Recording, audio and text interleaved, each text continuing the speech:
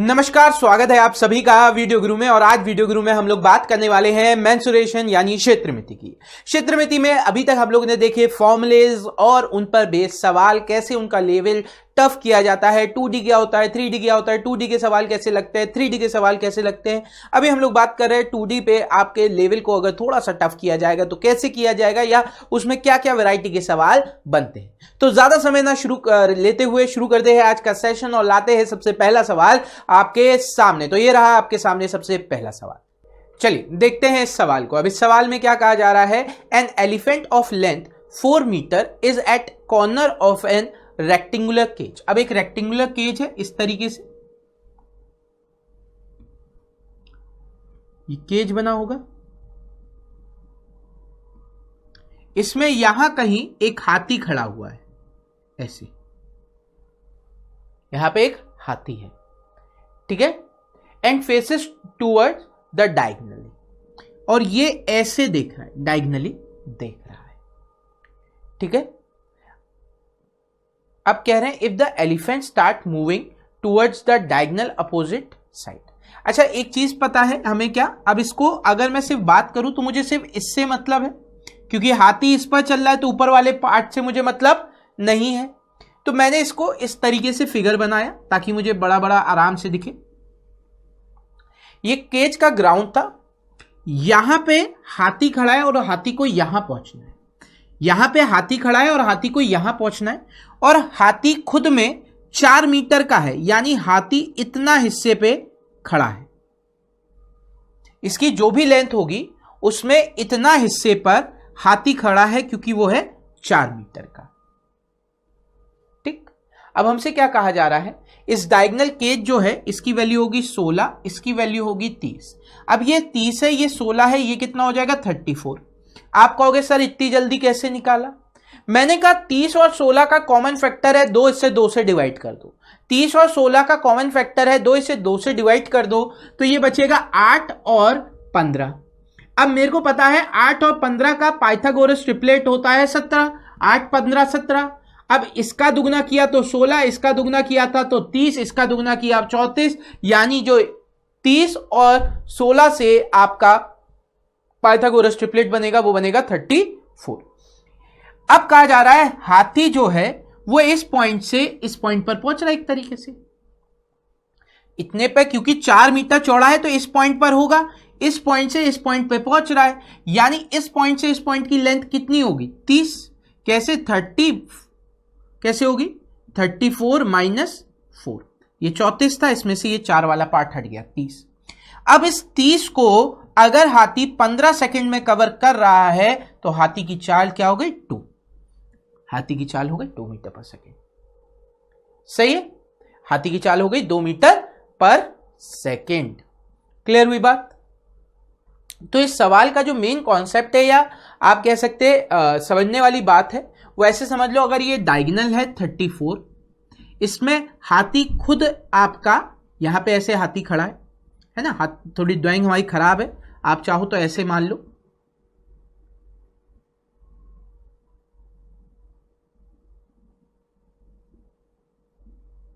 है ना, इस तरीके से कुछ हाथी है आपका।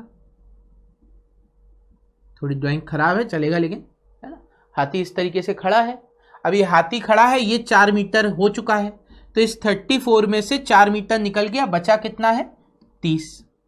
यानी हाथी को अपने स्टार्टिंग पॉइंट से इसको यहां स्टार्टिंग पॉइंट पे पहुंचाना है, यानी इस पॉइंट से इस पॉइंट तक हाथी चलेगा 30, और कितने की लंबाई से कितने सेकंड में 15 सेकंड में, यानी 2 मीटर पर सेकंड हाथी की चाल आ जाएगी। ठीक है, अच्छा कॉन्सेप्ट है, मजा आया।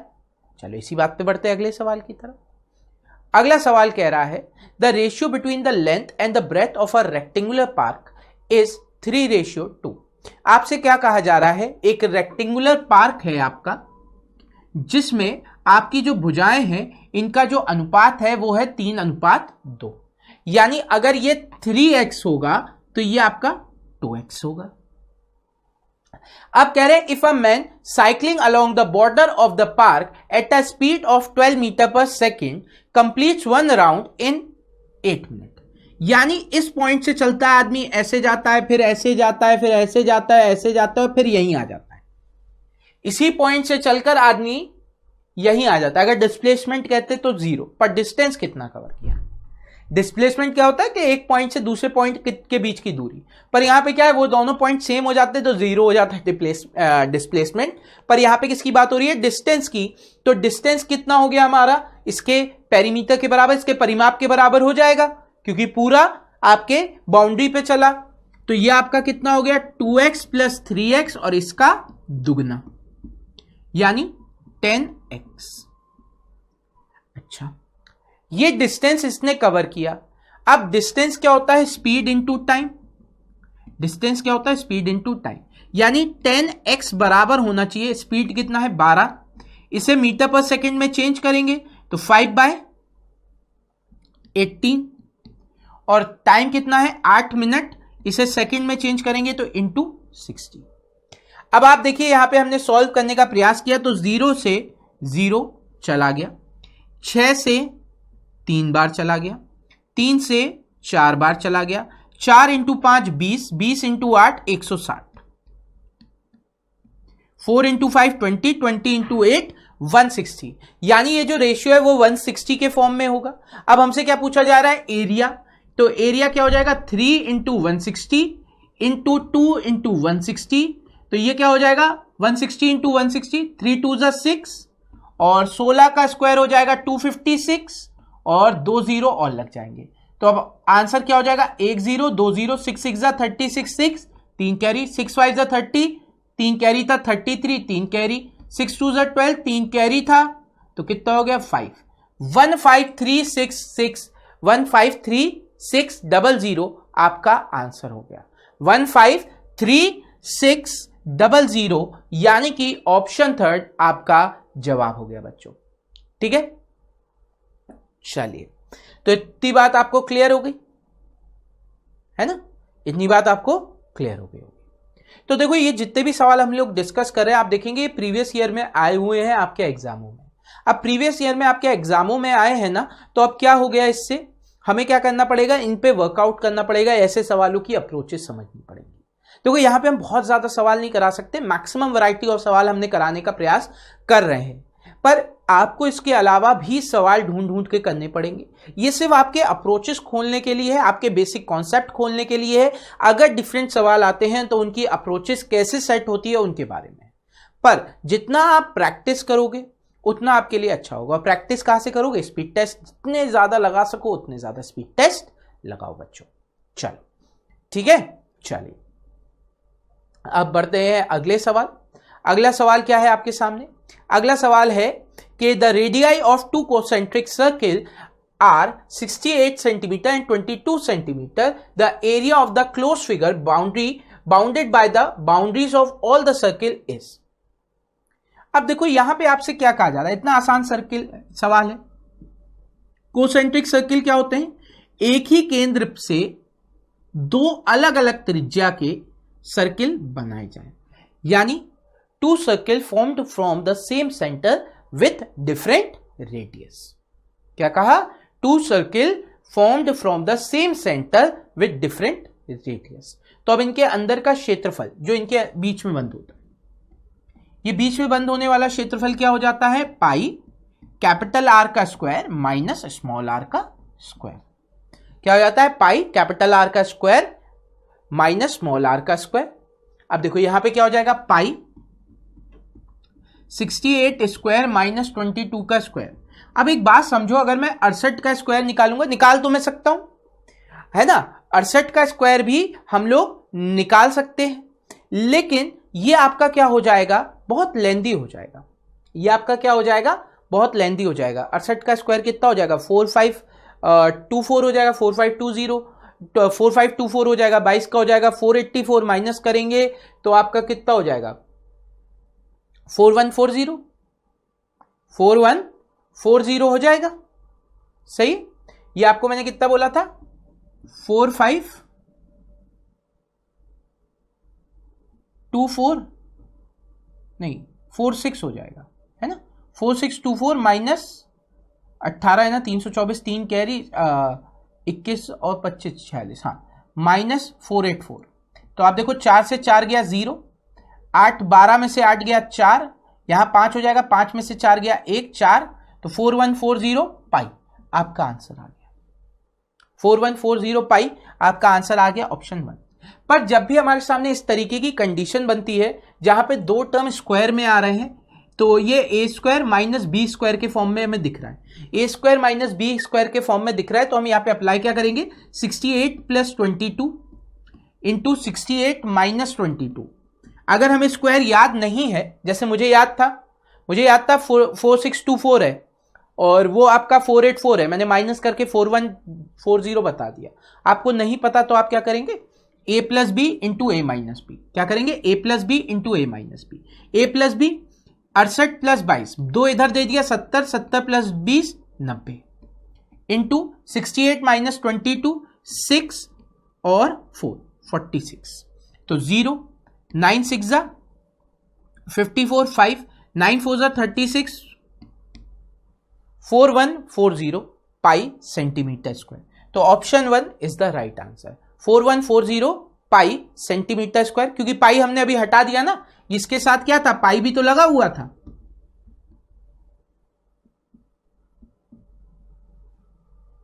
तो ऑप्शन 1 आपका सही जवाब आ जाएगा बच्चों। चलो इसी के साथ बढ़ते हैं अगले सवाल की तरफ।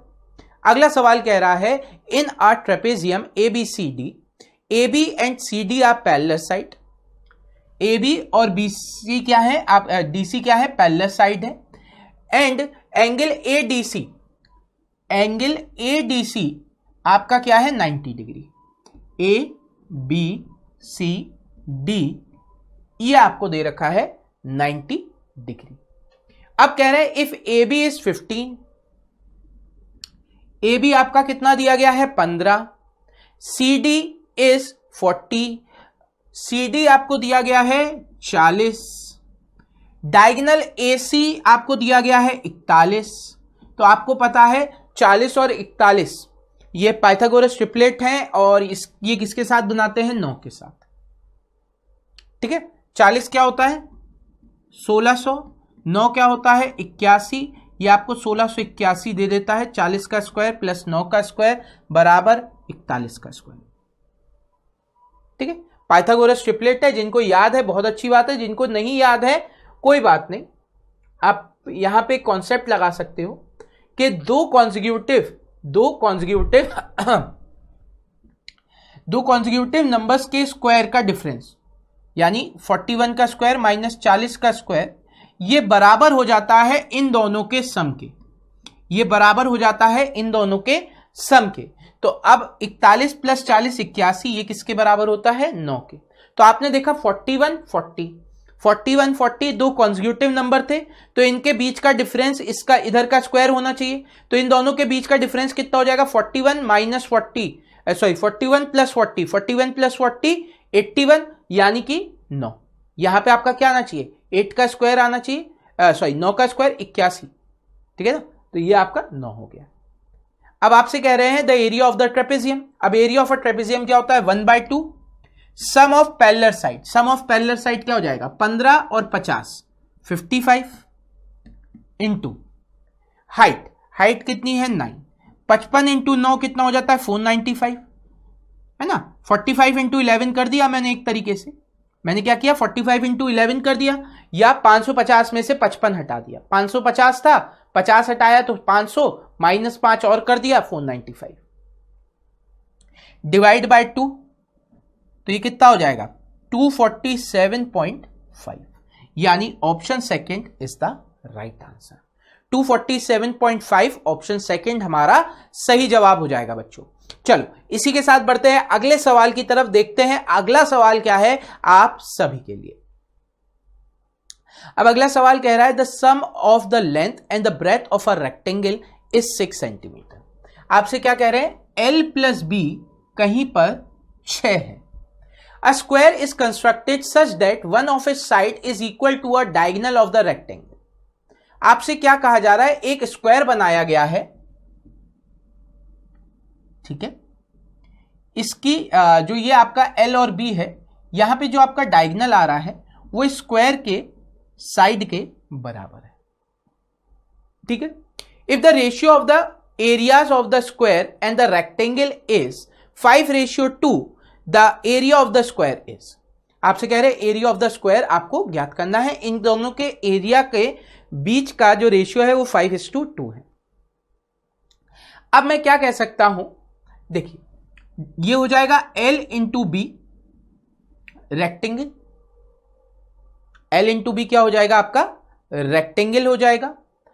अच्छा, और हमें क्या पता है अंडर रूट में L plus B, L square plus B square और इसका स्क्वायर, ये आपका क्या होना चाहिए, डायगोनल का स्क्वायर कर देंगे ना, डायगोनल क्या है साइड है, तो इसका स्क्वायर कर दूंगा तो मेरे पास क्या आ जाएगा, एरिया आ जाएगा किसका, स्क्वायर का। ठीक है, area of square and rectangle, तो स्क्वायर का एरिया 5 है और रेक्टेंगल का 2। अब ये 5 इधर आ गया तो 5L इंटू बी बराबर हो जाएगा 2 ब्रैकेट में L square plus B square, 2L square plus B square. अब यहां पे मैं क्या कर सकता हूं, यहां पे मैं रख सकता हूं L प्लस बी 6 है, L प्लस बी 6 है, तो यहां पे अगर मैं चाहूं, देखो मैं वर्बली करने का प्रयास करता हूं, L प्लस बी 6 है, तो मेरे दिमाग में आता है क्या मैं आपको, देखो 5 का मल्टीपल दिख रहा है, तो 5 का मल्टीपल बनाने का प्रयास करूं, तो इसको मैं 3 और 2 में ब्रेक करूं, 3 और 3 या 4 और 2 में ब्रेक करें, तो 4 का स्क्वायर 16 और 2 का स्क्वायर, 4 का स्क्वायर 16 प्लस 2 का स्क्वायर 20। तो मुझे पता है मुझे 5 का मल्टीपल बनाना था, मैंने कहा इसे 4 और 2 में ब्रेक कर लूं। वर्बली करते हैं अपन, वैल्यूज तो आप पुट कर ही सकते हो ना, बी को 6 माइनस एल करके इसमें रख दो, इक्वेशन बनेगी, सॉल्व हो जाएगा, पर उतना लेंथी नहीं जा रहे। 4 और 2 में ब्रेक करते, छोटी वैल्यू है, तो ये आपका हो जाएगा 16 प्लस 4 इंटू 2। अच्छा, ये किसके बराबर हो जाएगा, 5 इंटू 4 इंटू 2, 5 इंटू 4 इंटू 2। यहां से आपने देखा ये आपका 40 हो रहा है, ये भी आपका 40 हो रहा है, यानी आपकी कंडीशन सेटिस्फाई हो गई। आपकी कंडीशन क्या हो गई, सेटिस्फाई हो गई। अगर कंडीशन सेटिस्फाई है तो हमें पता क्या चल गया कि आपकी जो साइड्स है, यानी जो लंबाई है, जो आपकी लंबाई है वो है 4 और जो आपकी चौड़ाई है वो है 2। अब हमें क्या करना है, हमें एरिया निकालना है, तो हम क्या कहेंगे, L square plus B square के बराबर। डायगोनल इसकी साइड है, इसका स्क्वायर कर दूंगा, यानी L square plus B square के बराबर होगा। तो 4 का स्क्वायर 16, 2 का स्क्वायर 4, 16 प्लस 4 20 आपका आंसर आ जाएगा, यानी ऑप्शन सेकंड आपका सही जवाब है। ऑप्शन सेकंड आपका सही जवाब है बच्चों। चलो इसी के साथ बढ़ते हैं अगले सवाल की तरफ। अगला सवाल कह रहा है the length of a side of an equilateral triangle is 8 centimetre. क्या कहा जा रहा है, एक इक्विलेटरल ट्राइंगल है जिसकी साइड की जो लेंथ है वो 8 सेंटीमीटर है। The area of the region lying between the circumcircle and the incircle of the triangle is, यानी आपसे कह रहे हैं इसका इन सर्किल जो है और जो सर्कम सर्किल है, इनके बीच में जो एरिया बंद होगा वो एरिया आपको ज्ञात करना है। अभी मैंने आपको डिस्कस किया था कि इन सर्किल की रेडियस और सर्कम सर्किल की रेडियस क्या होती है, a बाय √3 और इन सर्किल की हो जाती है a 2 by √3। Clear. Incircle क्या होता है कॉन्सेप्ट, इक्विलेटरल ट्राइंगल है। इक्विलेटरल ट्राइंगल का जो आपका एल्टीट्यूड होता है वो 2:1 में टूटता है, क्योंकि यही इसका मीडियन भी होता है, एल्टीट्यूड भी होता है, एंगल बाइसेक्टर भी होता है, तो इस वजह से ये 2:1 में टूटता है।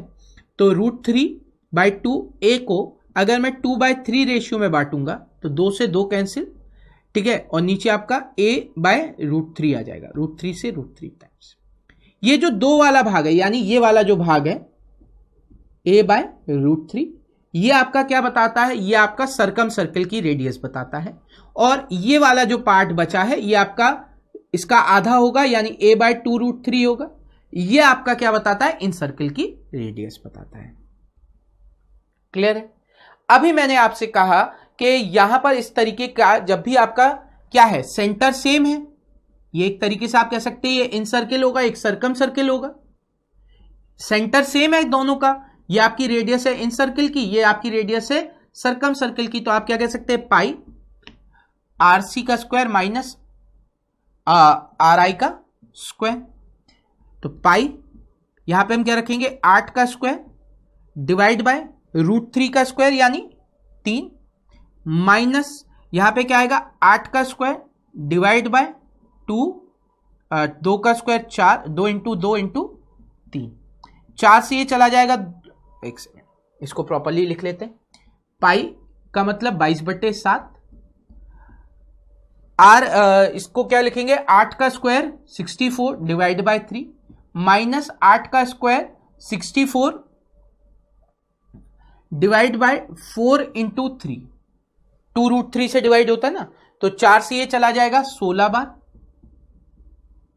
आपका एलसीएम आया कितना, 3 ऊपर 64 माइनस 16 48,